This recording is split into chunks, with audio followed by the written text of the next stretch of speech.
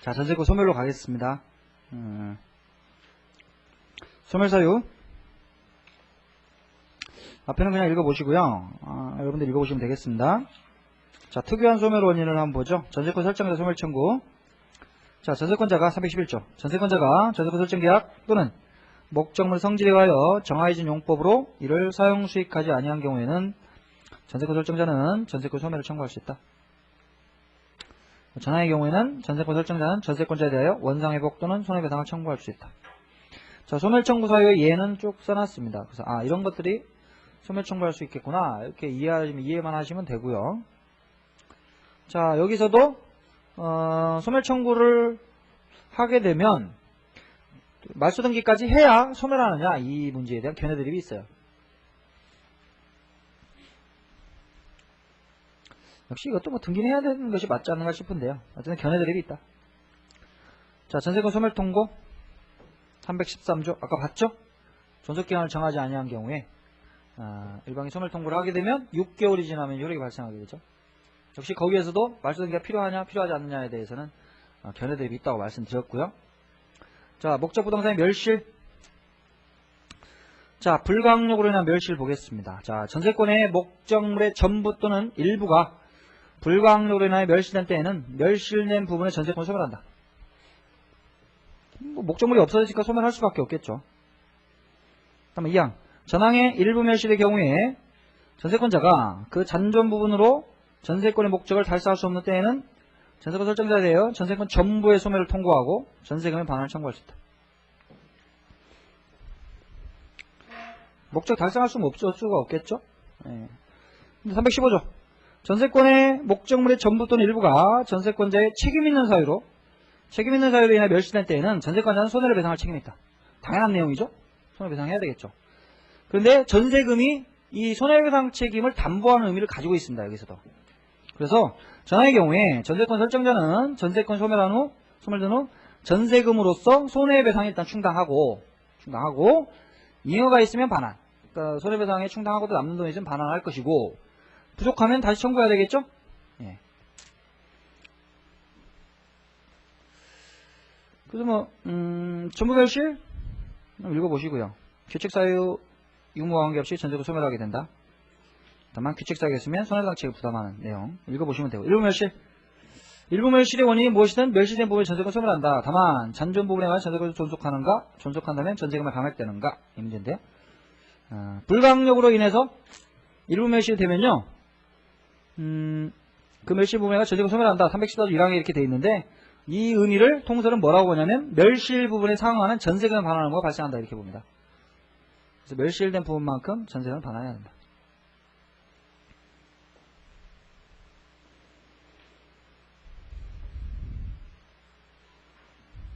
다만 역시 이제 잔존 부분만으로 전세권 목적을 달성할 수 없으면 전세권 전부의 소멸을 통과할 수 있다. 자, 규칙사유라는 경우에는 전세권자의 책임있는 사유에 기한 일부 멸실의 경우에는 전세권은 손해배상 책임을 부담한다. 그리고 감액은 인정되지 않아요. 지가 잘못으로 해가지고 부서졌기 때문에 감액은 인정되지 않는다. 다만 잔존 부분만으로 전세권의 목적을 달성할 수 없으면 소멸 통고를 할 수 있다. 그리고 반면 잔존 부분만으로 목적을 달성할 수 있는 여부를 불문하고 설정자에게 소멸 청구권이 있다.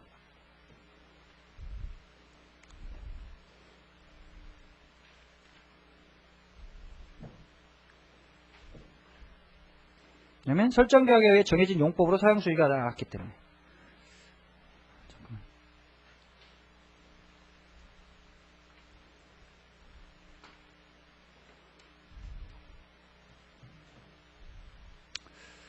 이거 보시고 좀 깊게 써놨는데요. 의미 정도만 이해해 두시기 바랍니다. 전세권 포기. 전세권자는 자유로이 그의 전세권을 포기할 수 있다. 그러나 전세권이 제3자의 권리의 목적이기 때문에 포기할 수 없다. 대표적인 게 전세권 위에 저당권이 설정된 경우. 그래서 전세권을 포기해버리면 저당권의 목적물이 없어져 버리죠. 저당권의 목적이 없어져 버리잖아요. 그래서 그런 경우에는 이제 마음대로 포기할 수 없고. 2번 참고로 보시고. 3번 포기는 물권의 단독행위 때문에 등기가 필요하다. 통설. 약정 소멸 사유가 발생하면 역시 소멸할 것이고. 자, 전세권 소멸의 효과. 여기서는 또 드디어 이제 판례가 나오죠. 그래서 잘 봐두셔야 된다. 중요한 판례들이에요. 그래서 317조 먼저 보면 전세권 소멸한 때에는 전세권 설정자는 전세권자로부터 목적물의 인도 및 전세권 설정 등에 말소 등에 필요한 서류의 교부를 받는 동시에 전세금을 반환해야 된다. 전세권 설정자의 의무는 전세금 반환 의무고요. 전세권자는 목적물 반환해야 되겠죠? 인도해야 되고, 그리고 전세권 설정 등기 말소 등기 있죠. 말소 등기를 해줘야 되잖아요. 그래서 말소 등기에 필요한 서류 교부해줘야 됩니다. 양자는 동시 이행 관계에 있어요. 그래서 두 번째 줄 끝에부터 보면 전세계약 기간 종료 후 전세금을 반환하지 않고 있는 동안에 목적 부동산의 점유를 불법 점유라고 할 수 없다. 그리고 점유 사용에 따른 임료 상당액과 전세금에 대한 이자 상당은 서로 대가 관계가 있다. 그래서 그냥 쭉 가면 돼요. 서로 그 의무를 이행하지 않고 있기 때문에 그냥 계속 사용하는 것이고요. 그래서 부당이득으로 반환할 것도 없어요. 이것이 이제 보통의 임대차, 월세 주는 임대차하고 다릅니다. 월세 주는 임대차에서도 임차보증금 안 주면 버티고 있을 수 있거든요. 돈 줄 때까지. 근데 불법 점유는 아닙니다. 그렇지만 그걸 계속 사용 수익 하잖아요. 그러면 이 부당이득이 되기 때문에 차임 상당의 부당이득을 줘야 됩니다. 그럼 왜? 계속 돈 줘왔기 때문에 계속 줘야 됩니다. 근데 전세는 이자로 살아왔죠? 이자로. 전세금 주고 이자로 사는 거잖아요. 전세 같은 경우에. 그러니까 서로 의무를 이행 안 하고 있으면요, 그냥 가는 거예요. 그냥 계속 쭉 갑니다. 어느 한쪽이든지 의무를 이행하면 좀 문제가 좀 달라지죠. 이제 한쪽이든. 그래서 전세권자가 이제 목적 말소 등기에 필요한 서류 교부하고 그걸 제공하고 목적물 인도 의무를 이행을 하고 있는데 정부 설정자가 전세금을 안 준다. 그럼 당연히 지체 책임을 지는 거죠. 거기에 대해서. 하지만 그 첫 번째 그 판례 나오는 것이요. 이거는 뭐냐면 전세권자가 목적물 인도해줬습니다. 목적물 인도해줬는데 말소 등기에 필요한 서류를 교부하지 않고 있어요. 그러면 여전히 전세권 설정자는 전세금 반환을 못하겠다고 버틸 수가 있습니다. 의무를 이행 안 하고 있기 때문에 말소 등기에 필요한 서류 교부 안 하고 있기 때문에 버틸 수가 있고요. 그래서 전세금에 대한 이자 상당의 이득을 법률상 원인 없이 얻는다고 볼 수 없다. 결론 밑에.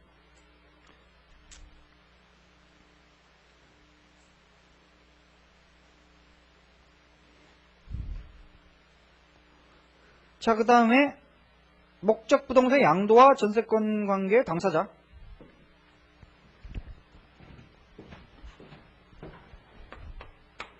이 사람이 전세권 설정자고 이 사람이 전세권자다. 근데 이 사람이 전세 목적물의 소유권을 싫어하는 사람한테 양도를 했습니다. 자, 그러면 전세권 설정자의 지위는 이 사람한테 이전한다고 해요. 지위가 이전된다고 봅니다. 그래서 전세권 계약에 따른 관계는 이렇게 B, C간에 이렇게 발생하게 돼요. 남는 문제 중에 하나가 전세금 반환 채무 있죠? 원래 전세기간이 만료하게 되면 이 사람이 전세금을 반환해야 되죠?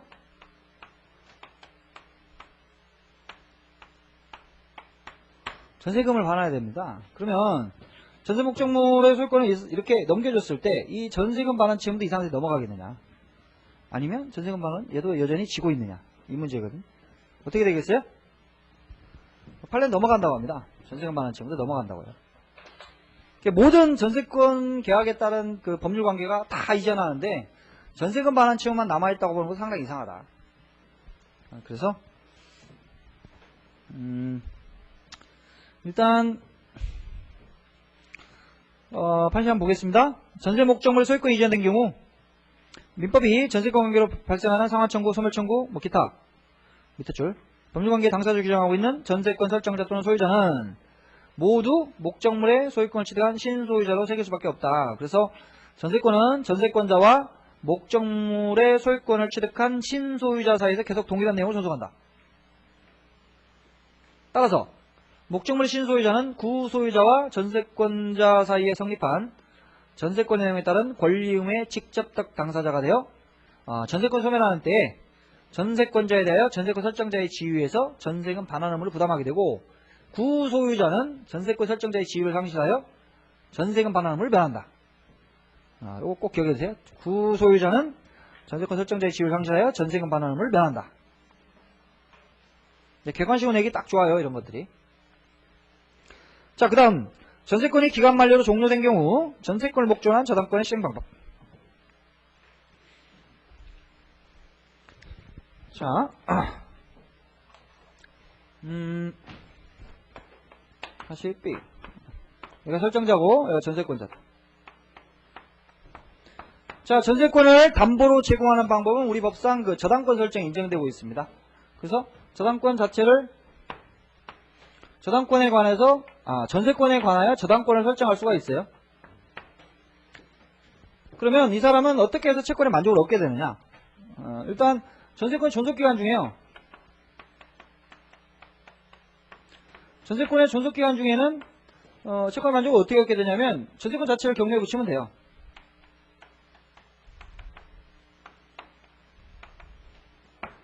전세권 자체를 처분해가지고요. 매각해서 거기에 따른 이제 그 매각 대금을 받아가지고 팔아서 매각 대금을 받아서 얘가 채권의 만족을 얻으면 됩니다. 자, 그런데 존속기간이 만료됐다. 자, 존속기간이 만료되면 원래 이 사람이 가지는 전세권은 자, 두 가지 물권 성질을 가지죠. 용익물권하고 담보물권. 원래.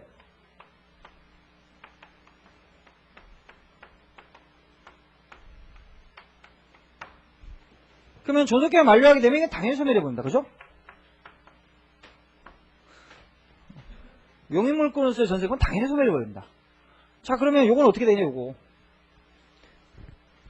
B가 A에 대해서 가지는 전세금 반환 채권이 있죠?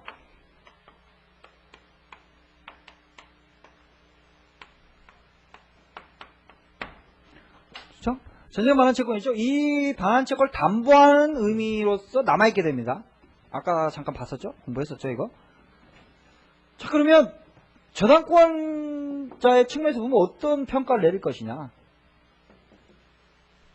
저당권의 목적이 그대로 살아있는 것이야. 용익물권 소멸해버렸네. 그러면 담보물권으로서의 의미밖에 안 남아있는 전세권에 대해서 저당권을 존속하느냐? 어떻게 해요? 뭔가 좀 이상하지 않습니까? 뭐예요? 이게 돈 안 갚으면 담보물권을 경매에 붙이겠어요? 좀 이상하죠? 소멸해버립니다. 그래서 존속기간이 만료되면 전세권이 만료되면 저당권의 목적 자체가 소멸해버립니다. 목적 자체가 소멸해버려요. 없어집니다. 담보물권에 담보물권이 있을 수가 없기 때문에 소멸해버립니다. 그냥 왕창 와장창 담보물권 저당권의 목적이 자체가 없어져 버려요. 자, 그러면 C는 어떻게 구제를 받아야 되겠습니까? C는 남아있는 건 뭐예요? B의 A에 대한 전세금 반환 채권이죠. 요거에 대해서 어떻게 해봐야 되지 않겠어요? 그죠? 그래서 여기에 대해서 압류를 해가지고 추심명령이나 전부명령 이런 걸 해야 됩니다. 아니면 타인이 실시하는 강제집행 절차에서 배당 요구를 하든가 그런 절차를 밟아야 됩니다. 그런 절차를. 그러면 아무런 절차를 밟지 않고 그냥 가만히 있다. C가 가만히 있다. 그러면 A는 그냥 얘한테 반환하면 됩니다. 얘한테. 전세금 얘한테 반환하고요. 얘한테 반환하면 이제 소멸하죠. 전세권이 당연히 여기서 말소를 청구할 수 있습니다. 얘는. 빨리빨리 움직여야 돼요. C는. 판시 한번 읽어보겠습니다.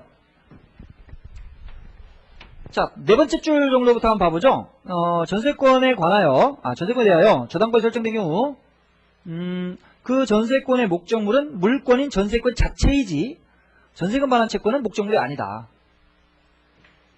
근데 전세권의 존속기간이 만료되면 전세권은 소멸하므로 더 이상 전세권 자체에 대한 저당권을 시행할 수 없게 된다. 그럼 이러한 경우에는 민법 370조, 342조 이게 물상대위 규정입니다. 그 다음에 민사소송법 733조 이거 조문이 변했는데 민사집행법 정확하게 몇 조인지 잘 모르겠네요. 우선 민사집행법에 의하여 저당권의 목적물인 전세권에 가름하여 존속하는 걸 볼 수 있는 전세금 반환 채권에 대하여 압류 및 추심명령 또는 전부명령 여기 체크하시고 전세금 반환 채권에 대하여 압류 및 추심명령 또는 전부명령 이게 전형적인 방법이고요. 또는 제3자가 전세금 반환 채권에 대하여 실시한 강제집행 절차에서 배당 요구. 앞에 부분은 자기가 직접적인 주체가 돼가지고 나가서 하는 것이고요. 뒤에는 이제 남이 한 강제집행 절차에 끼어가지고 배당 요구를 하는. 이런 방법으로 자신의 권리를 행사하여 비로소 전세권 설정자에 대해 전세금의 지급을 구할 수 있게 된다. 그래서 전세금 반환 채권을 압류, 그죠? 압류해서 추심명령이나 전부명령을 받는다. 예를 들어 전부명령을 받는다. 전부명령을 받게 되면 이 채권을 압류해서 전부명령을 받게 되면 채권자가 전세금 반환 채권자가 얘로 탁 바뀌어요. 그죠? 법원의 결정에서 싹 바뀝니다. 그럼 얘가 가서 이제 청구하면 되죠. 그렇게 해서 채권의 만족을 얻어야 됩니다. 근데 이거는 권리를 행사해야 돼요. 행사해야 됩니다. 그전에는 전세금 반환 채권자는 얘 갑자기 그냥 가만히 있는데 이 반환 채권이 뭐 얘한테 넘어간다 이러지 않습니다. 그냥 그거 따라서 얘는 얘한테만 주면 돼요. 그전에는. 그 쭉 내려와서요. 굵은 시만 보겠습니다. 전세권 저당권이 설정된 경우에도 전세권이 기간 만료 소멸되면 전세권 설정자는 전세금 반환 채권에 대한 제3자의 압류 등이 없는 한 전세권자에 대하여서만 전세금 반환 의무를 부담한다.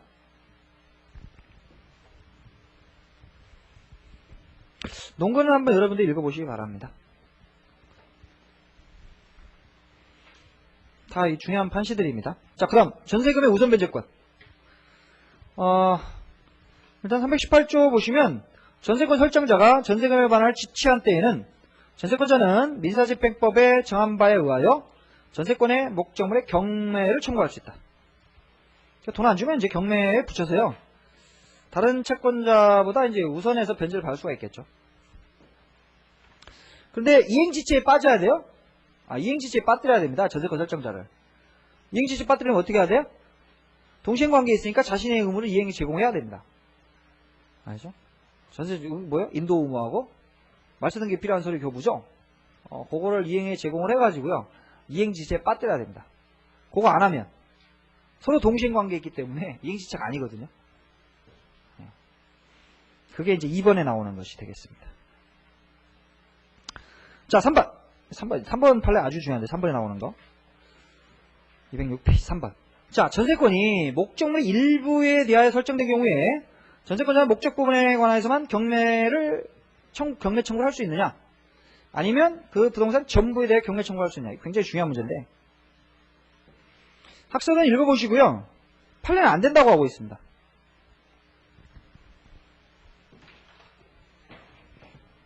예를 들어서 건물이 이렇게 있는데요. 건물인데 이렇게 한 10층 몇 층이야? 하나 둘 셋 넷 다섯 여섯 6층쯤 되네요. A가 소유인데 여기 뭐 3층의 한 일부분 요 부분만 예를 들어서 이제 여기에 대해서 이제 B가 전세권을 가지고 있다고 해보죠. 근데 이것이 하나의 건물이에요. 하나의 건물. 구분소의 건물이 아니고 하나의 건물이라고 해봅시다. 하나의 건물이다. 자, 그러면 이 사람이 돈을 안 준다.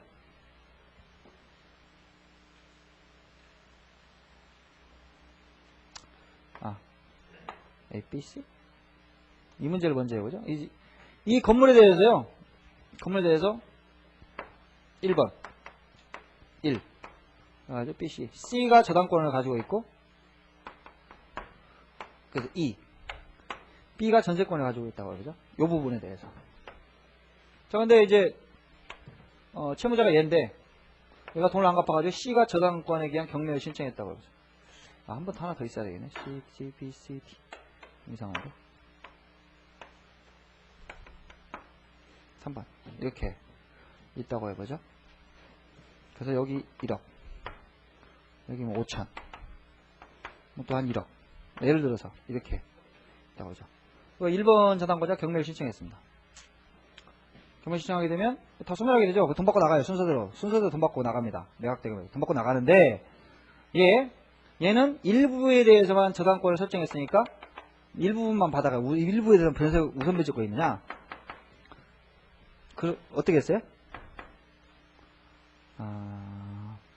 우선 변제권은 전부에 대해서 미칩니다. 그래서 일부에 대해서 전세권을 가지고 있다고 하더라도 돈은 다 받아갑니다. 설정 등기 순서에 따라서 다 받아가요. 다 받아갑니다. 너는 만약에 요게 이제 하나, 둘, 셋, 넷, 6분의, 하나, 둘, 셋, 넷, 한 8분의 10. 예를 들어 이제 8분의 1 정도 된다. 8분의 1. 너는 이제 8분의 1에 대해서 전세권을 가지고 8분의 1만 가져가라. 우선 변제권. 이런 거 아닙니다. 우선 변제권 전부에 대해서 있어요. 문제는 얘가 경매를 신청할 수 있냐는 거거든요. 경매를. 이 전부에 대해서 경매를 신청할 수 있겠냐. 하나의 물건이니까 이게. 그래서 판례가 안 된다고 하고 있습니다. 판례가. 자, 판시 한번 읽어보죠. 자, 건물의 일부에 대하여 전세권이 설정되어 있는 경우 전세권자는 민법 303조 1항의 규정에 의하여 건물 전부에 대하여 전부 체크하시고요. 우선 변제권 전부입니다. 건물 전부에 대하여 후순위 권리자, 기타 채권자보다 전세금의 우선 변제를 받을 권리가 있다. 그 318조 규정에서 목적물의 경매를 청구할 수 있다. 그런데 전세권의 목적물이 아닌 나머지 건물 부분에 대하여서는 우선 변제권을 변론으로 하고 경매 신청권은 없다. 경매 신청은 없다. 그래서 이와 같은 경우 전세권자는 전세권의 목적이 된 부분을 초과하여 건물 전부의 경매를 청구할 수 없다. 그리고 그 전세권의 목적이 된 부분이 구조상 또는 이용상의 독립성이 없어 독립한 소유권의 객체로 분할할 수 없고 따라서 그 부분만의 경매 신청이 불가능하다고 하여 달리 볼 건 아니다. 굉장히 악독한 판례죠. 그래 이거는 목적물이 아니니까 전부 못 붙인다고 쳐요. 그러면 요거라도 붙여야 되잖아. 그러면 일물일권주 법칙상 이거 쪼개야 됩니다. 쪼갤 수가 있어야 돼요. 그래서 그 부분만은 이제 경매를 해야 된다는 것인데 안 되면 해야 된다는 것인데 이게 쪼개려면 이 건물의 각 부분이 그 뭐예요? 구조상 이용상 독립성이 있어야 되잖아요. 독립성이 없으면 이거 쪼갤 수가 없는 거예요. 쪼갤 수가. 그럼 어쩔 수 없잖아요. 전부에다 붙여야 되지. 근데 판례는 이것도 안 된다. 안 된다. 그럼 어떤 결과가 되냐면 이 담보물권으로서의 그 가장 중요한 기능을 박탈하는 결과가 되거든요. 사실상 일부에 대해서 전세권 설정하게 되면 경매 신청권 자체를 박탈하는 결과가 됩니다. 박탈. 그럼 이제 이 사람에 대해서 너무 가혹하죠. 판례 입장에 따른다면 일부에 대해서 전세권을 설정한 자한테 이런 것, 이 부분을 넘는 부분에서 경매를 신청하게 되면 그 설정자한테 좀 가혹하다는 생각을 하고 있는 것 같은데요. 절대 가혹하지 않죠. A가 돈이 많은 놈이죠. 그럼 이거 갚으려면 저기 담보로 잡아가지고 주고들 얼마든지 갚을 수 있습니다. 이거 못 갚겠어요? 큰 건물을 가지고 있는 갚을 수 있습니다. 이런 식으로 판시하게 되면 가만히 있어도 별 특별한 문제가 없네. 버틸 수도 있어요. 어떻게 하냐 그러면 어떻게 해야 되겠어요? 일반적인 소송을 제기해야 됩니다. 임차인과 마찬가지로. 임차인도 임차보증금 안 주잖아요.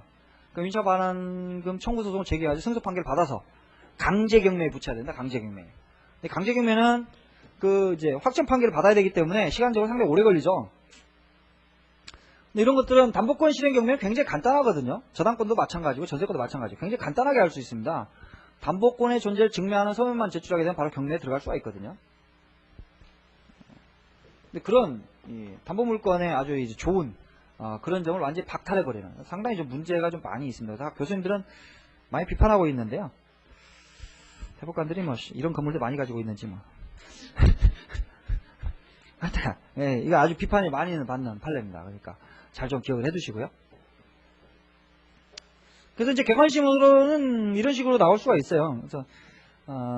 그래서 목적물에 초과하여 건물 전부에 대해서 경매를 청구할 수 없지만 구조성 이용성 독립성에서 독립한 소유권의 객체 분할할 수 없는 경우에는 전부에 대해서 경매를 청구할 수 있다. 이런 식으로. 그래서 이거 잘 기억해 두시기 바랍니다. 4번 그냥 읽어보시고 4번 전세권자 우선적 지위. 전세권자는 대항력 없는 일반 채권자에 언제나 우선한다. 그럼 경매가 붙잖아요. 여기에 대해서 A에 대한 채권자가 여러 명 있습니다. 여러 명. 이렇게 C, B, 뭐야 이거? C, B, D 이렇게 있는데 E라는 놈이 일반 채권자. 그냥 아무런 담보도 없는 1억 이렇게 가지고 있다. 그럼 전세권자 무조건 우선하죠. 그러면 이제 우선 변제권을 가진 사람들이 다 받아가고 혹시 남는 게 있으면 가져가는 거죠. 일반 채권자는 서러워요. 그러니까 담보를 잘 잡아야 되죠. 담보를.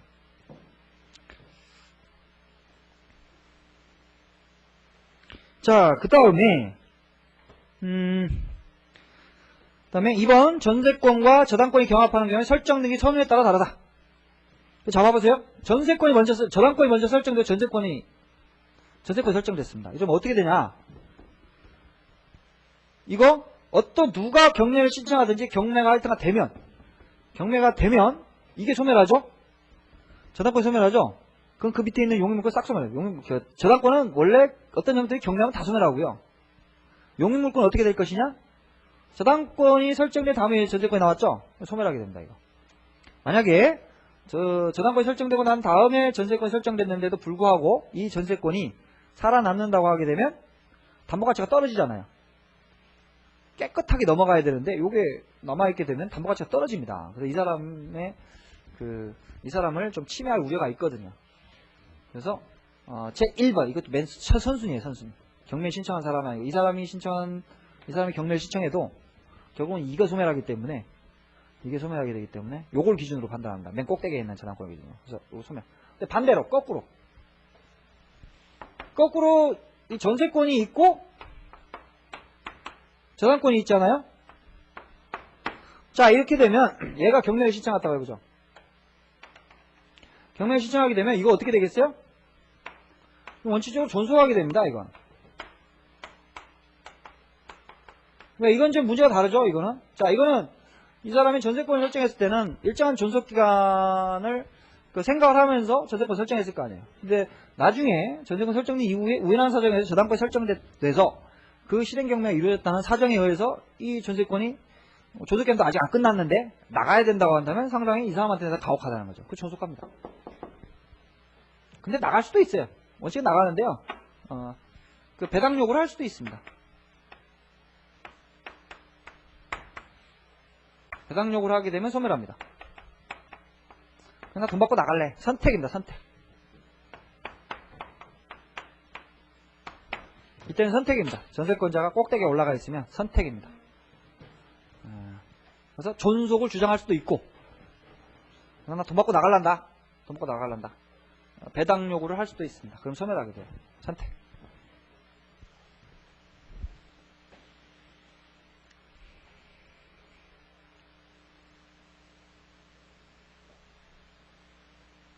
그 다음에 3번 전세권자 파산한 별채권을 갖는다. 참고로 한번 보시고. 자, 답은 우선 별채권 실행 방법 경매 가장 전형적인 방법이고 나머지는 그냥 읽어보세요. 자, 3번 원상회복 의무 부속물 수급권 부속물 매수 청구권. 자, 316조 전세권이 그 존속기한의 만료로 인하여 소멸한 때에는 전세권자는 목적물을 원상에 회복해야 하며 목적물에 부속시킨 물건을 수거할 수 있다. 당연한 내용이고요. 그러나 전세권 설정자가 부속물건의 매수를 청구한 때에는 전세권자는 정당한 이유 없이 거절하지 못한다. 그래서 부속물 매수 청구권이 있어요. 전세권 설정자의 부속물 매수 청구권. 그리고 전화의 경우에 그 부속물건이 전세권 설정자의 동의를 얻어 부속시킨 것일 때에는 전세권자는 전세권 설정자에 대하여 그 부속물건의 매수를 청구할 수 있다.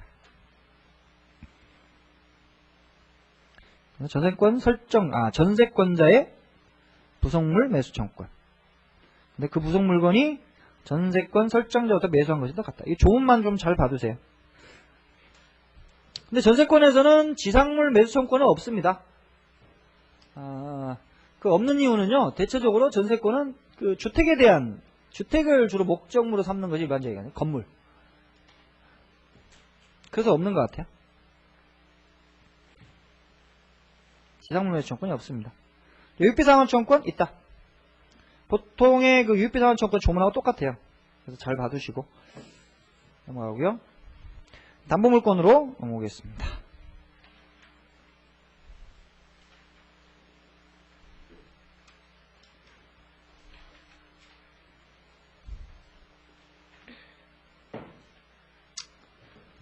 자, 담보물권 총설 부분은 그냥 가볍게 읽어보시면 됩니다. 자, 여러분들이 누구한테 돈을 빌려준다고 한번 생각해보죠. 자, B라는 사람이 A한테 예를 들어서 1억 원을 빌려준다. 1억 원. 1억 원의 채권을 저기 있다. 자, 그러면 이 채권을 만족 얻으려면 나중에 이제 변제가 되면 A가 이제 돈으로 이제 갖다 주면 가장 좋은 것이고요. 그럼 채권이 선호하죠? A의 협력 행위가 있어야 이 채권을 만족 얻을 수가 있습니다. 그런데 얘가 변제가 돼도 갈 때는 참 갖은 소리를 다 하면서 이렇게 이제 빌려가는데, 일단 빌려가고 나면 배째라 이거죠. 역전, 지위 역전. 빌려갈 때는 이제 이 사람이 아쉽지만 일단 빌려가고 난 다음에 이제 채무자가 왕이죠. 배째라, 돈 없어. 그거 어떻게 해요? 이럴 때는 A 재산을 찾아내야 되죠. A 재산을 찾아내가지고 그걸 이제 강제집행을 해야 되는 상황에 직면하게 됩니다. 그럼 A가 재산이 많으면 아무 문제가 없어요. A 재산을 뒤져보니까 뭐 부동산도 있고 뭐 자동차도 뭐 비싼 것도 있고 뭐 그러면 그거 다 잡아가지고 경매 붙여가지고 만족을 얻으면 돼요. 문제는 얘가 재산이 없을 때죠. 이런 들 많죠. 호화 생활하면서 이놈 재산은 아무것도 없는 이런 경우가 많습니다. 그러면 이거 실질적으로 액면가는 1억 원의 채권이지만 실질 가치 뭐야? 제로죠, 제로. 빵. 있으나 마나. 그러면 얘가 그러면 이제 돈 빌려줄 때 이런 사태를 막기 위해서 뭔가 좀 이렇게 이 대책을 강구해야 되지 않겠어요? 그래서 대책을 강구하는 방법 중에 이제 인적담보, 물적담보가 있는데, 인적담보라는 것은 자, 책임재산을 늘리는 거예요. 원래는 채무자의 재산을 찾아내가지고 강제집행을 하는 것인데, 예를 들어서 보증인 같은 걸 세우면 좋죠. 보증인. 연대보증.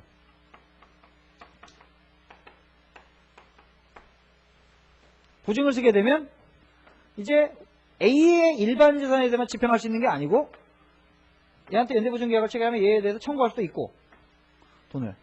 얘놈이 안 갚으면 얘의 일반 재산 있죠? 얘의 재산에 대해서도 이제 집행을 할 수 있는. 그 책임 재산이 늘어나죠.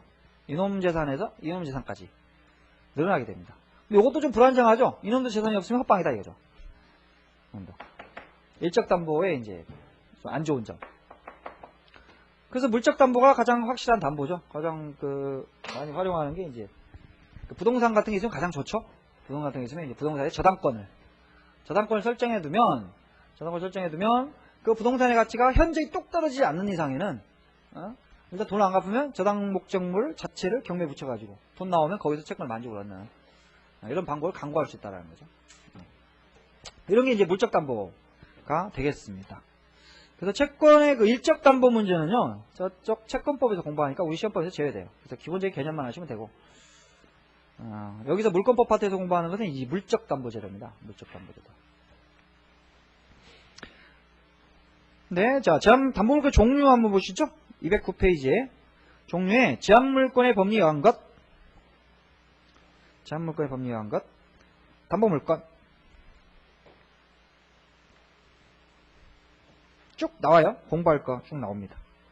법정담보물권은 유치권, 법정지권, 법정저당권, 우선특권 어쩌고 저쩌고, 약정담보물권은 질권, 저당권, 전세권, 기타 등. 그래서 이제 대표적으로 규정하고 있는 게 이제 유치권, 질권, 저당권이에요. 유치권, 질권, 저당권. 표로 지금 이렇게 쭉 해놨죠. 나중에 공부 다 하고 난 다음에 이제 한 번씩 이렇게 정리할 때 그냥 한번 보세요. 이 문제도 이해를 해야 되고요. 표로 뭐 어떻게 암기해 보겠다 이런 생각 하지 마시기 바랍니다. 그냥 가볍게 정리. 나중에 보시면 OX 이런 거 좋아하시는 분 굉장히 많아요. OX 뭐 해가지고 OX 착착착착. 근데 OX가 효과가 있으려면요, OX 문제를 봤을 때 최하 70% 이상은 알아야 됩니다. 그래야 효과가 나요. OX를 활용하려면 70% 이상은 알고 7, 80%는 알아야 됩니다. 나머지 이제 조금 이제 아리까리한 것들을 체킹할 때 그래야 효과가 있습니다. 근데 분이 읽어볼 때 한 반은 모르겠다. 그러면 거의 효과가 없습니다. 왜냐면 또 하나의 부담이 되거든요. 또 하나의 부담이 됩니다. 원래 보던 책에다가 또 하나 붙여. 그거 봐도 모르겠거든. 좋아 보여. 이것만 보면 다 맞을 것 같고. 책이 하나 또 불어나기 때문에 성적이 더 안 나옵니다. 더. 그래서 항상 계속 제가 말씀드리지만 이 기본서를 가지고 자기가 선택한 책을 가지고 계속 그걸 가지고 밀어붙여야 돼요. 계속 밀어붙이고 거기에다가 보충하고 그걸로 이렇게 계속 반복해서 눈에 익히도록. 그게 가장 좋아요. 그리고 그래서 OX 이런 거 마지막 돼가지고 OX 이런 거 보지 마시고 혹시 이제 실력 테스트 겸 이렇게 한번 이렇게 뚝 훑어보는 건 괜찮겠습니다만 그런 거 하지 마시고요. 그다음에 표 이런 거 볼 때는 일목요연하고 착착착착 돼가지고 싹 들어오는 거 같죠? 나중에 가보십시오. 헛방입니다, 그거. 생각 안 나요. 표가 생각나겠어요? 여기도 표 생각나실 것 같아요? 이렇게 시험장에 딱 들어가는데, 딱 무제가 딱 떴으면 지문이 막 나왔어요. 표가 딱 생각나실 것 같습니까? 생각 안 납니다, 표. 생각 안 납니다. 뭐, 문제 풀 때는 딱 보고 바로 찍어야 돼. 바로 알아내야 되거든요. 이해를 해야 돼. 이해를 해서 내 걸로 만들어놔야 되지. 표 막 보면서 이렇게 하면 안 돼요.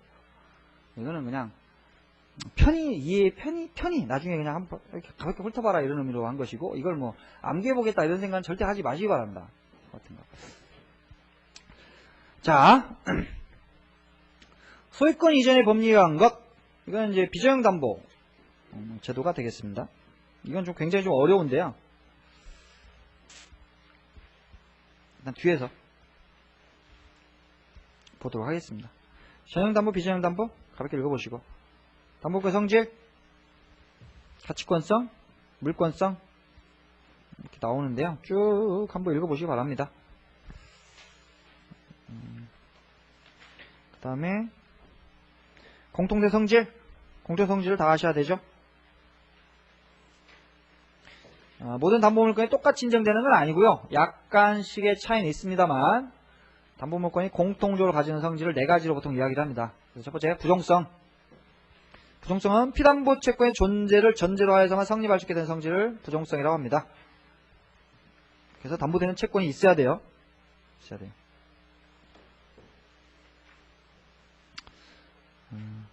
그래서 세 번째 줄에 이 부종성 때문에 피담보 채권이 성립하고 있지 않거나 소멸하고 있는 때에는 담보물건도 존재 목적을 위해 이렇게 되어 소멸한다. 근데 이게 조금씩 다른데요. 유치권은 굉장히 엄격합니다. 유치권이 성립하기 위해서는 반드시 채권이 있어야 돼요. 현재 있어야 되고 그다음 변제기도 돌려야 되고 굉장히 엄격합니다. 그런데 질권 저당권은 현재는 없어도 돼요. 설정 당시는 없어도 됩니다. 이건 약정 담보물건인데 현재는 없어도 되고요. 실행할 당시에 질권 실행할 당시, 저당권을 실행할 당시에만 있으면 됩니다. 그거 좀 아주 완화되어 있죠. 그 다음에 수완성. 담보물건이 피담보 채권 이전에 따라 이전하고 피담보 채권 위에 부담이 설정되면 역시 부담이 복종한 성질. 이거 수반성이라고 합니다. 자, 물상대의 아까 잠깐 봤죠? 담보물건 목적물의 멸실, 훼손, 공영징수 등으로 인하여 목적에 가름하는 금전 기타의 물건이 목적물 소유자에 귀속하게 된 경우 담보물건이 그 목적물에 가름하는 것에 존속하는 성질을 담보물건 물상대의성이라고 한다. 자, 이거는 유치권에는 없습니다. 유치권은 없어요. 질권하고 저당권에 있어요. 질권하고 저당권. 유치권은 없습니다. 왜 그런지는 뒤에 설명드리겠고요. 자, 불가분성. 불가분성은 담보물권자는 피담보 채권의 전부의 변제를 받을 때까지 목적물의 전부에 대해 권리를 행사할 수 있는 성질. 불가분성. 즉, 피담보 채권 일부가 변제, 상계, 혼동, 경계, 면제 등의 사유로 소멸하더라도 잔액이 있는 한 목적물의 전부에 대하여 담보물권 효력이 미친다. 그래서 이건 유치권, 질권, 저당권 모두에 인정된다. 돈 좀 갚았으니까 저당권 말소등기를 해달라. 안 되는 거죠? 물건 반환해달라. 안 되는 것이고. 질권 같은 경우 반환해달라. 안 되는 것이고. 자, 담보물권의 순위 333조. 수개월 채권을 담보하기 위해 동일한 동산의 수개월 질권을 설정한 때에는 그 순위는 설정에 선호해야 한다. 이 규정은 저당권에도 준용하고 있어요. 저당권의 순위는 설정 등기순 순입니다. 설정 등기순. 실행은 뒤에서 보기로 하고요. 자, 유치권. 유치권은 각종 시험에서요. 우리 시험 문제가 유치권이 가장 좀 난해하게 나오는 것 같습니다. 딴 데 잘 안 나오는데 유치권. 우리는 꼭 한두 문제씩 꼭 나옵니다. 한두 문제씩. 올해는 좀 쉽게 나왔는데. 자, 개념부터 한번 보겠습니다. 1번에 양가로 1번. 214페이지. 자, 유치권은 타인의 물건 또는 유가증권을 점유한 자가 그 물건이나 유가증권에 관하여 생긴 채권을 가지는 경우에 그 채권의 변제를 받을 때까지 그 물건 또는 유가증권을 유치할 수 있는 권리. 그래서 예를 들어 시계를 수선한 자가 그 수선료를 지급받을 때까지 시계를 유치하고 인도를 거절할 수 있다. 네, 수선료 채권은 그 물건에 관해서 생긴 것이다. 그다음 임차인. 임차인이 임차물에 대하여 지출한 필요비, 유익비 상환을 받을 때까지 그 임차물을 유치할 수 있다. 비용 들여가지고 어디로 들어가 있냐? 그 물건에 들어가 있다 이거죠.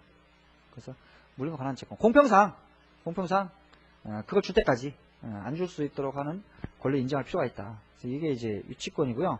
유치권에서는 이건 법정담보물권입니다. 법정담보물권 체크해요. 법정담보물권.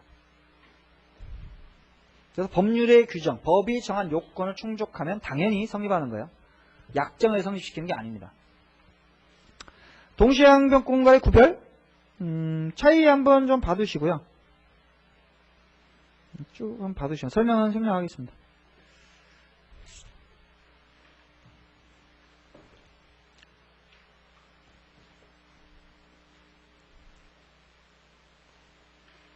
그래서 양자가 좀 같이 있기도 하는데요. 하나는 물권이고 하나는 채권적인 성격을 가진다는데 본질적인 차이가 있어요. 그래서 예를 들어서 A가 시계의 소유자예요. 시계 소유자인데 빌렸어요. 임차에. 근데 얘가 할 때 시계 수리점한테 맡겼어요. 시계 수리공. 그러면 시계를 수리하게 되면 수리대금 채권을 가지게 되죠?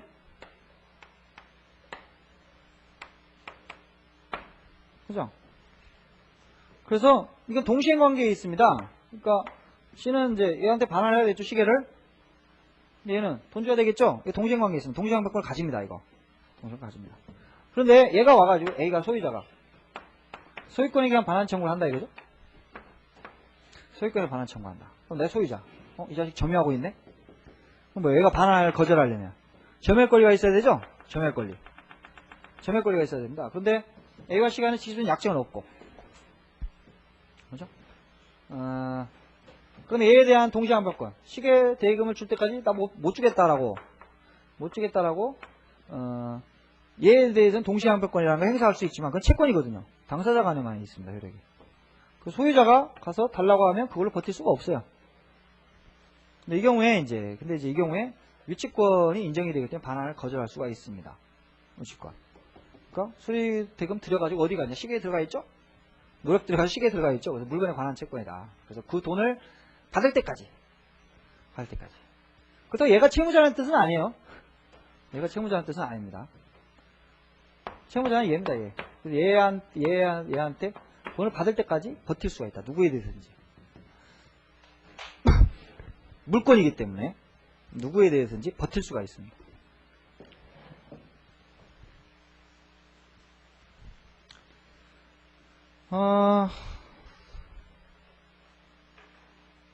동시항변권이랑 비교 한번 읽어보세요.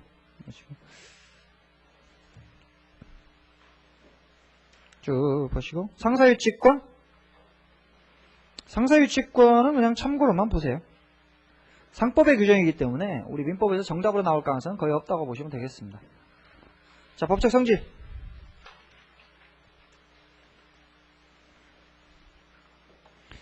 자, 유치권은 단순한 인도거절권이 아니고 목적물 점유할 수 있는 독립한 물건이다. 독립한 물건이다. 그 두 번째 줄. 채무의 변제를 받을 때까지 목적물 소유권이 누구에게 속하든 상관없다. 그래서 누구에게나 주장할 수 있다. 물건이니까 누구에게나 주장할 수 있다. 근데 이제 이번에 보면 다른 물건에게 다음과 같은 특징이 있다. 점유를 이루면 소멸이에요. 그래서 추구표가 없다. 다만 침탈당한 때에는 점유물 반환 청구에 의해 그 점유를 회복할 수 있다. 침탈. 그러면 유치권이 소멸하지 않았던 것으로 돼요. 침탈. 자, 담보물권. 이건 법정 담보물권이다. 그다음에 담보물권으로서 성질 보시면 부종성. 부종성이 담보물권이 가장 강하고요. 수반성. 피담보채권 이전하면 유치권도 이전한다. 다만 목적물의 점유도 이전돼야 되고요. 불가분성 가지고. 그다음에 경매 청구권은 가지지만 우선 변제권이 없다. 이거 잘 기억해줘. 매각대금부터 우선 변제를 받는이라고 해야 되죠. 우선 변제를 받을 권리는 가지지 않는다. 따라서 물상대의성도 인정될 여지가 없다. 굉장히 중요해요. 쉬운 문제로 나올 때 이런 것들이 나옵니다. 자, 담보물건의 본질은요, 그 물건이 가지는 교환가치를 지배하는 겁니다. 교환가치를.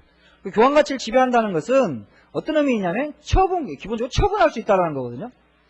처분권은 기본적으로 누가 가지면 소유권자가 합니다. 소유권자. 근데 담보물권자는 소유자가 아니면서 처분권을 가진다. 자기 채권 만족을 얻기 위해서 처분할 수가 있어요.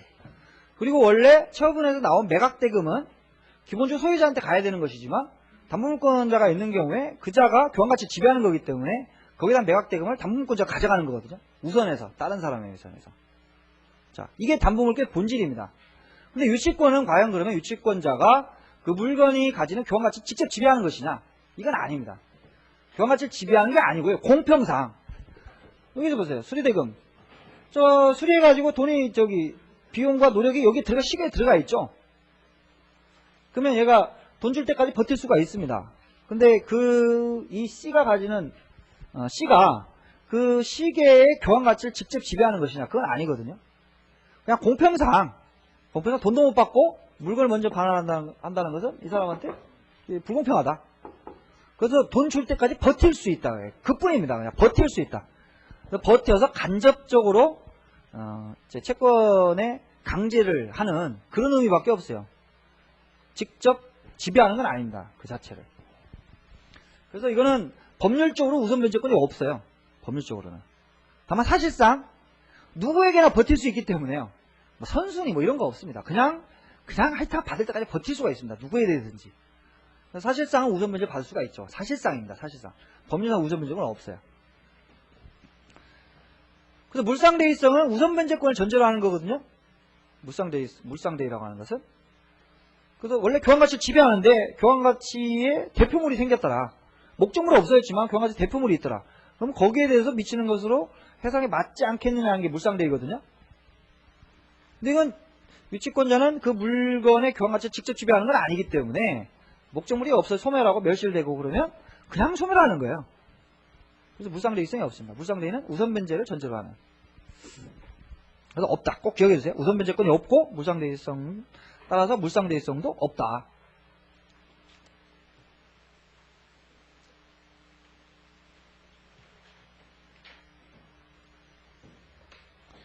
자, 유치권 성립 320조. 타인의 물건 또는 유가증권을 점유한 자는 물건이나 유가증권에 관하여 생긴 채권이 변제기 있는 경우에 변제를 가할 때까지 물건 또는 유가증권을 유치할 권리가 있다. 자, 시험에서 많이 나오는 부분이요. 아까 법적 성질에 관련된 문제하고 이제 성립요건 문제거든요. 성립요건. 성립요건 부분을 좀 잘 봐두셔야 됩니다. 성립요건. 첫 번째 목적물, 물건 또는 유가증권.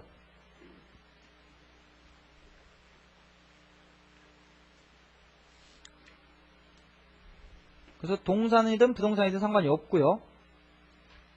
이건 공시방법이 필요 없습니다. 법률의 규정에 의해서 당연히 성립하는 거기 때문에. 그 다음에 타인의 소유가 되고요. 자기 소유에 대해서는 유치권이 성립할 수가 없고요. 3자의 소유에 속하는 것도 무방합니다. 타인은 채무자인 것 보통이겠지만 3자의 소유에 속하는 것도 무방하다. 관련 판례가 그 사건이 자기 소유인 것이거든요. 자기 소유인. 판례 참고로 보시고. 시험 문제에 가끔은 나옵니다. 이거. 자, 채권과 목적물 사이 결련관계. 올해도 시험 문제 나왔습니다. 이게. 그래서 유치권을 행사하기 위해서는 채권이 있어야 되고요. 그 채권은 그 물건이나 유가증권에 관하여 생겨야 된다. 관하여. 그럼 여기서 관하의 의미가 뭐냐? 그게 명확하지가 않아요. 종래의 다수설적인 견해는 이제 이원설. 채권이 목적물 자체로부터 발생한 경우. 그리고 두 번째, 채권이 목적물의 반환 청구권과 동일한 법률관계 또는 동일한 사실관계에서 발생한 경우. 이렇게 해서 쭉 설명을 합니다. 설명을 하는데 이거 가지고 설명하기가 굉장히 좀 어렵거든요. 예외들도 많고. 그래서 이제 협의설은 218배 협의설은 채권의 목적물 자체로부터 발생한 경우에 하나요. 결렬성 인정하고 공표 원칙상 이해에 준할 수 있는 경우도 포함한다고 좋게 해석한다. 학설은 그냥 쭉 읽어보시고요. 판례에 있는 것들을 좀 유심히 봐두시기 바랍니다. 판례. 시험에서는 판례에서 주로 나와요.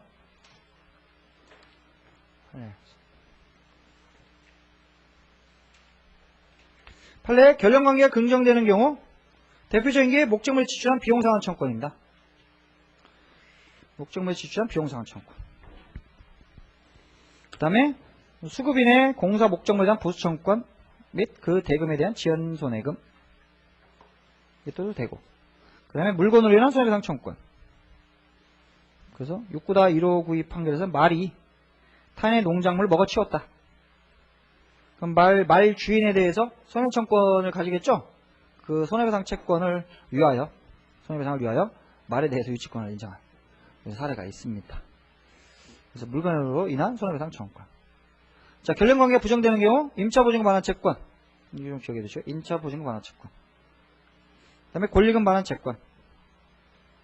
임차인의 부속매수 청구권. 이런 것들. 물건에 관해서 생긴 채권이 아니라고 합니다.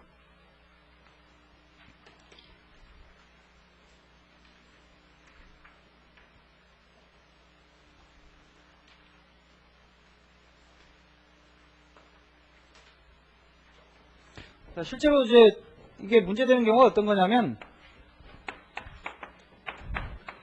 임대차에서 많은 판례가 있는 이유가 바로 이것 때문에 그렇거든요. 제가 임대인이고 임차인이다. 그러면 임대차 관계가 종료하게 되면 이 사람은 임차보증금을 반환해야 되고, 이 사람 목적물을 반환해야 되겠죠. 양자는 동시행 관계에 있습니다. 동시행 관계. 그래서 얘가 그 돈 받을 때까지는 안 주고 버틸 수가 있어요. 그 버티고 있어도 그게 불법 점유는 아닙니다. 문제는 이제 이 임대 목적물을 C한테 양도한 경우라고 그러죠.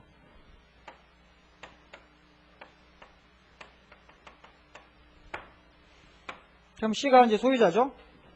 소유권에게서 나가라 라고 할 때 213조에게서 반환 청구를 한다.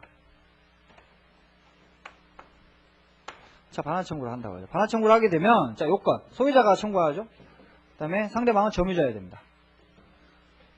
점유자. 그럼 얘가 소유자고, 얘 점유자 맞네. 그럼 얘가 안 쫓겨나려면, 점유할 권리가 있어야 되잖아요.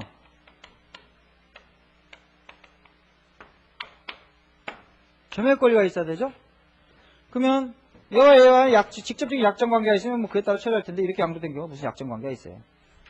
얘가 만약에 뭐 지상권을 가지고 있다. 그러면 지상권은 물권이기 때문에 지상권 설정자가 그 목적물을 타인한테 양도하다 하더라도 그대로 효력을 주장할 수가 있죠. 사용수익과 그대로 주장할 수가 있습니다. 그런데 임대차는 채권이다 이거죠. 채권. 기본적으로 얘한테 사용수익을 해달라 청구했을 뿐이에요. 얘한테 주장을 못하죠. 나가야 됩니다. 그래서 매매는 임대차를 깨뜨린다는 말이 나오네요. 매매는 임대차를 깨뜨린다라는 게. 임대차 계약의 존속기간 중에 임대인이 그냥 그 목적물을 팔아버리면 나가야 된다는 거죠. 그래서 예전에 이제 서민들이, 임대차, 주택 같은 게 임대차 계약을 체결하고 이렇게 사는데 주인이 그냥 딴 사람한테 팔아버리고 그러면 쫓겨난다 이거죠. 그냥 한 푼도 못 받고. 나가야 돼요. 그래서 임차인한테 불상을 하니까 임차인이 이제 대항력을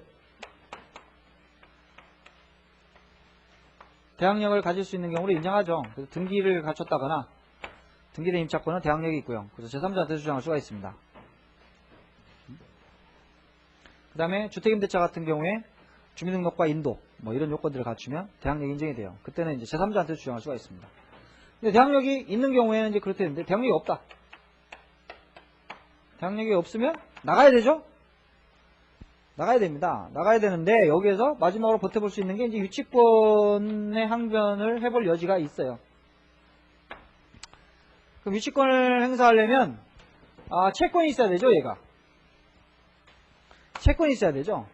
그럼 채권. 자,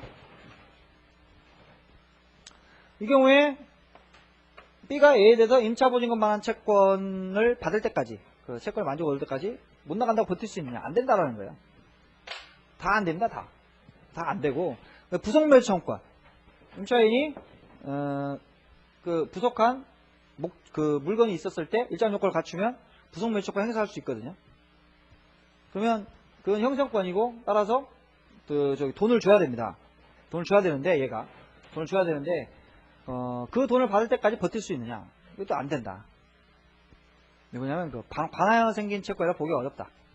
관하여 생긴 채권이라고. 왜냐면 부속물이라고 하는 것은 임차 목적물과 별개의 독립한 물건이거든요. 임차 목적물의 구성 부분이 아닙니다. 그래서 안 돼요. 다 안 됩니다. 다 안 되는, 딱 유일하게 되는 게 뭐냐? 유일하게 되는 게 보증금만한 채권이라는 거죠. 아니 저기 필요비 유익비 상환 청구권. 필요비 유익비 상환 청구권. 그래서 그거 줄 때까지는 이제 버틸 수가 있죠. 다만 요거는 배제 특약이 가능하거든요. 유익비 상환 청구권이 배제 특약을 할 수가 있어요. 배제 특약을 하게 되면 채권이 없기 때문에 그때 나가야 되죠. 그래서 긍정되는 경우, 부정되는 경우 한번 쭉 보시고요.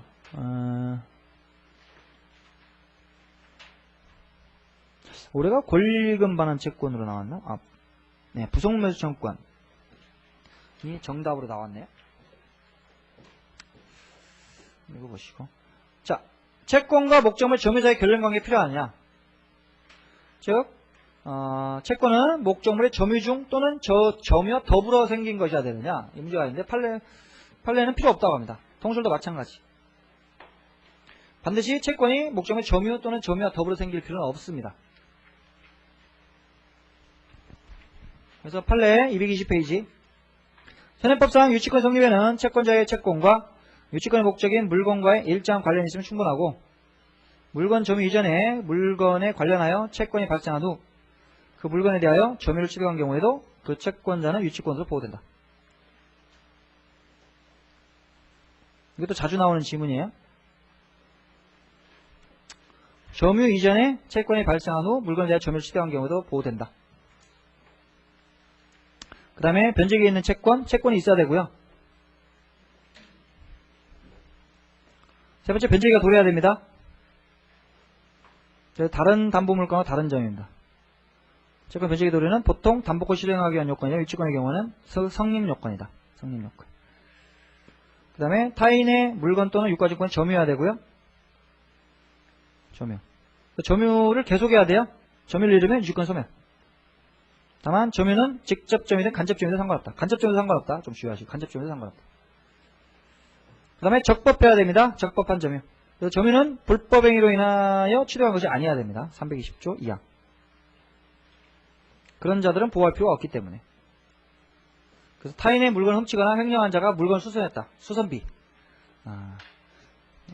그 채권을 위한 유치권은 성립하지 않는다. 자, 그 다음에 점유개시당 때부터 2번 221페이지 2번 점유개시 때부터 불법 점유인 경우뿐만 아니라 처음에는 점유할 권한이 있었지만 나중에 권한이 소멸한 경우도 불법행위에 포함된다.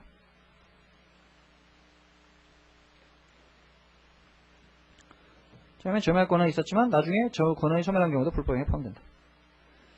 이 내용들은 한번 쭉 읽어보시고, 세 번째 66-2144 읽어보시고 그 다음 판례 한번 보겠습니다. 판례는 점유자의 유익비 상환 청구권을 기초로 하는 유익치권의 주장은 그 점유가 불법행위로 인하여 개시된 경우만이 아니라 유익비 지출 당시 이를 점유할 권한이 없음을 알았거나 알지 못함에 중대한 과실에 기인한 경우도 배척된다.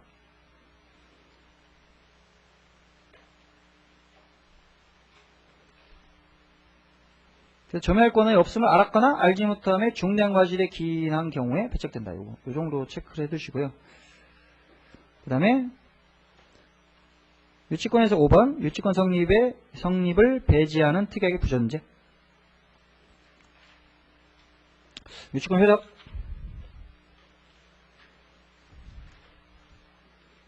유치권이 생각보다 많네. 시간 많이 났는데 유치권 잠깐만 요 유치권까지만 보고 끝내죠.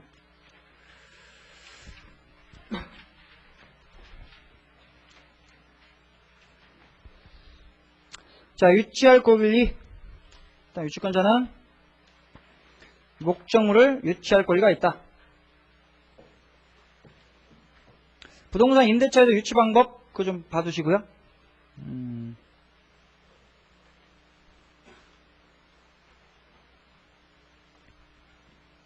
그래서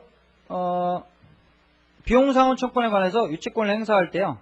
건물 또는 토지 임차인 비용상환 청구권에서 유치권을 행사할 때 종전대로 원래 유치권은 담보물권이지 용익물권이 아니기 때문에 사용수익을 못하는 게 원칙이거든요. 다만 보존을 위한 사용을 할 수 있을 뿐입니다.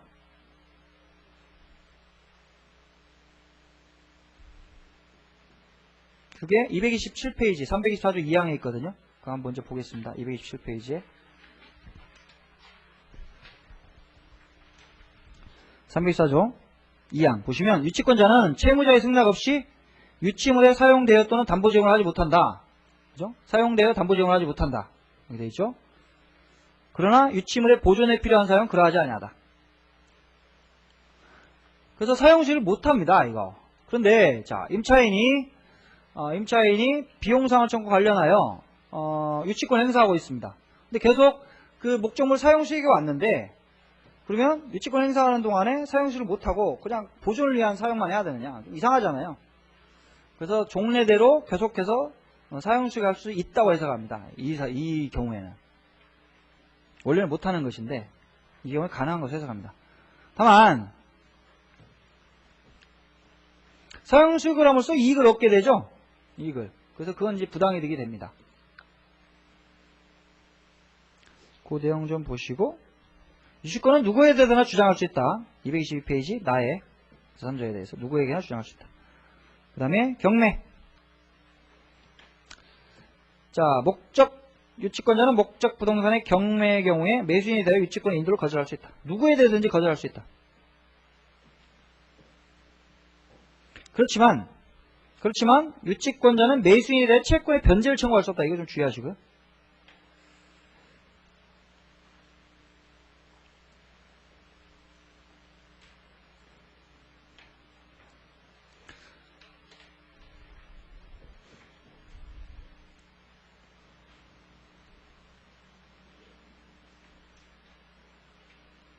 나머지는 쭉 읽어보시기 바랍니다.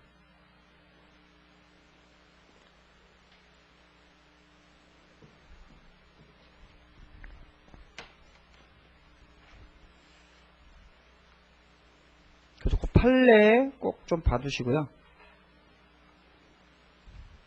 경락인이 채무자는 아니죠. 경락인이 채무자는 아니기 때문에 경락인에 대해서 인도를 거절할 수 있어도 채권의 변제는 청구할 수 없는 것입니다. 그래서 유치권 문제에 있어가지고는 그 채권의 채무자의 문제와 반드시 구별을 해야 됩니다.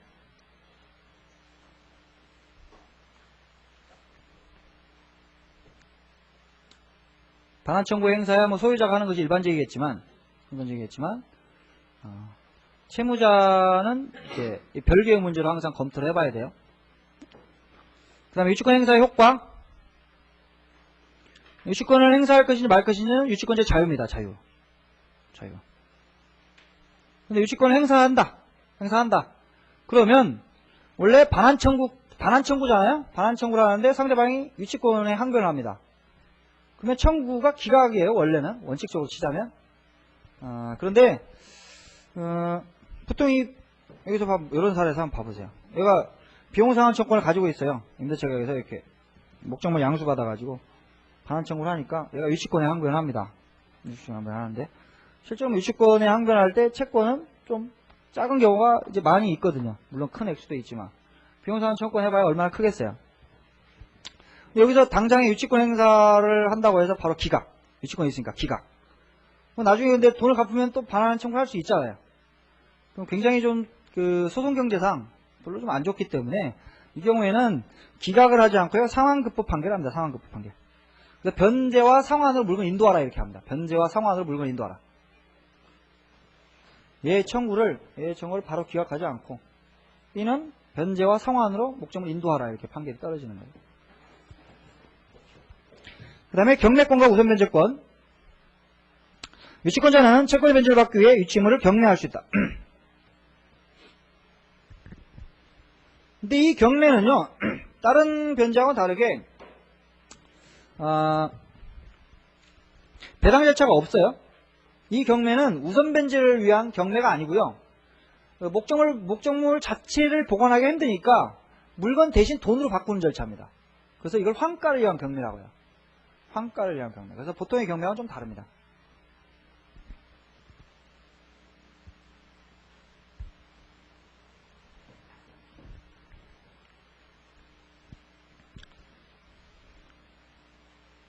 그래서 배당 절차도 없다. 다만 이제 돈 받으면 유치권자한테 매각대금을 다 교부를 하거든요. 근데 그 돈은 누구 거냐면 소유자 거거든요. 소유자 거. 그래서 반환을 해야 돼요. 근데 채권이 있으면 서로 상계하는 거죠. 상계를 해서 사실상의 우선 변제를 받게 됩니다. 그래서 여기는 법률상의 우선 변제권은 없다. 그 다음에 2항에 322조 2항 정당한 이유가 있는 때는 유치권자는 감정인의 평가에 의해 유치물로 직접 변제 충당할 것을 법원에 청구할 수 있다. 그래서 물건으로 떼우는 거고요. 이건 정당한 이유가 있어야 되고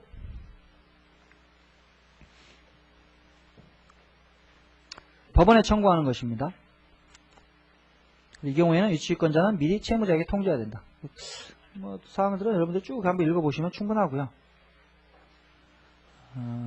우선변제권과 관련해가지고 우선변제권 없다. 계속 말씀드리지만 우선변제권 없다. 네, 과실수취권 225페이지 보겠습니다. 보시면 자 유치권자는 유치물의 과실을 수취하여 다른 채권보다 먼저 그 채권의 변제에 충당할 수 있다. 과실수취권이 있다. 그러나 과실이 금전해야 할 때는 경매해야 된다.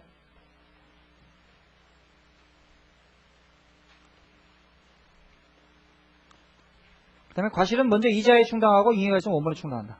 조문만 보시면 되겠고요. 4번 유치물 사용권 사용할 수 있다. 근데 이제 이거는 채권담보를 위해 목적물 점유하는 것이기 때문에 사용 수익할 수 없고 다만 승낙이 있으면 사용 수익할 수 있다. 근데 승낙을 소유자와 채무자가 승낙을 사용해서요. 소유자와 채무자가 동일인이 하는 경우 승낙을 줄 수 있는 자는 소유자입니다. 소유자. 사용해도 좋다라고 하는 승낙은 소유자가 하는 것입니다. 보존에 필요한 사용은 아까 말씀을 드렸고 비용상환청권 유치권자도 비용상환청권이 있습니다. 필요비 유익비 맨날 봤기 때문에 설명 설명할게요. 인사. 그 다음에 유치권자의 의무 324조 1항 선고한 의무가 있다. 그 다음에 2항에 아까 봤죠? 유치물 채무자의 승낙 없이 유치물 사용되어 담보 제공하지 못한다. 보존에 필요한 사용할 수 있고 3항에 유치권자가 전 2항의 규정에 위반한 때에는 채무자는 유치권 소멸을 청구할 수 있다. 그래서 승낙 없이 사용하더라도요. 유치권 소멸 청구하지 않는 한 소멸하지는 않는 거예요. 할 수 있다 하기 때문에.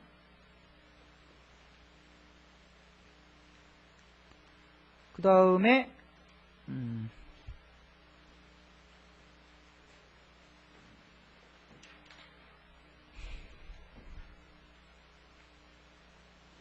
자, 소멸사유에서요. 다른 사연 읽어보시고요. 유치권 자체가 소멸시효에 걸리지는 않습니다. 유치권 자체가 소멸시효에 걸리지는 않습니다. 왜냐하면 점유를 이루면 바로 소멸하는 것이고요. 유치하고 있으면 계속 권리를 행사하는 거기 때문에 소멸시효 지나가지 않습니다. 그러니까 성질상 소멸시효에 걸려 소멸하는 일이 없고요. 다만 채권 있죠? 채권이 소멸시효에 걸려서 소멸하게 되면 담보물권의 부정성 때문에 유치권이 소멸하게 됩니다. 주의할 것 326조입니다. 자, 1번에 2번, 방가로 2번. 끝에 주의할 것은 채권자가 유치권을 행사하고 있더라도 피담보 채권 소멸시효는 진행한다. 이거 좀 잘 기억해 두세요. 유치권을 행사하고 있다 하더라도 피담보 채권 소멸시효는 진행한다. 그 물건을 점유하고 있는 것이지 피담보채권 자체 행사하는 건 아니거든요. 이거 좀 지문에 자주 나오는 것이고, 특이한 소멸 사유 아까 봤던 324조 사망의 소멸 청구가 있고, 타담보의 제공. 채무자는 상당한 담보를 제공하고 유치권 소멸을 청구할 수 있다.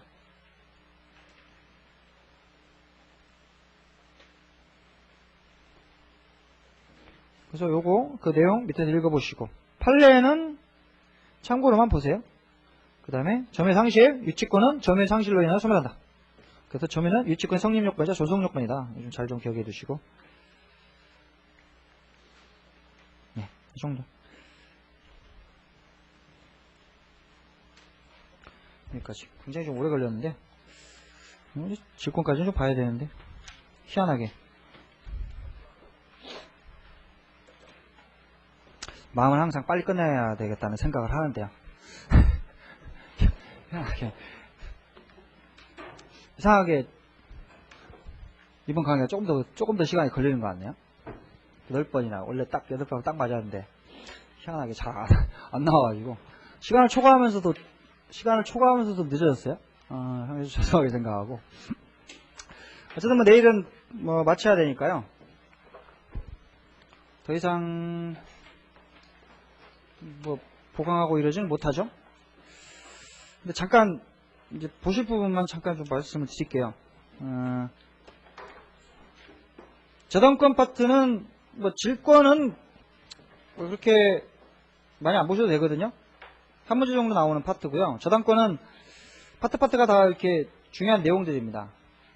그래서 조금 보시면 좋겠고요. 특히 맨 마지막에 비전형 담보 있잖아요. 비전형 담보 굉장히 어렵습니다. 비전형 담보. 그래서 대충이라도 꼭 한번 비전형 담보 읽어보시기 바랍니다. 여기요. 비전형 담보. 오늘도 법정이상권 안 읽어보셨으면 굉장히 힘드셨을 거예요. 그죠? 비전형 담보는 아마 거의 민법 공부하면서 원래 보통 다 난해한데요. 가장 난해하게 생각하는 파트 중에 하나입니다. 한번 읽어보시고. 늦은 시간까지 고생하셨습니다. 내일 뵙겠습니다. 감사합니다.